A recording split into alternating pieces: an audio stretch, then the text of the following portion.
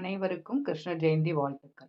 இந்த வருடம் கிருஷ்ண ஜெயந்தியானது ஆகஸ்ட் 15, 16 2 நாட்களுமே கொண்டாடப்படுகிறது.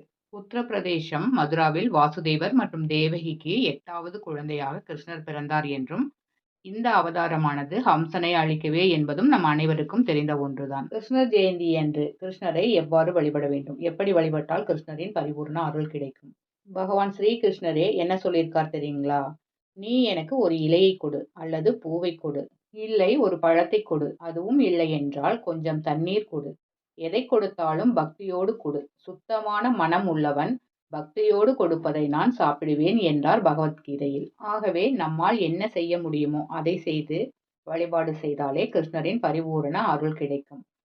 கிருஷ்ணரை வழிபடுவதற்கான நேரம் மாலை 6லிருந்து 7 வரை.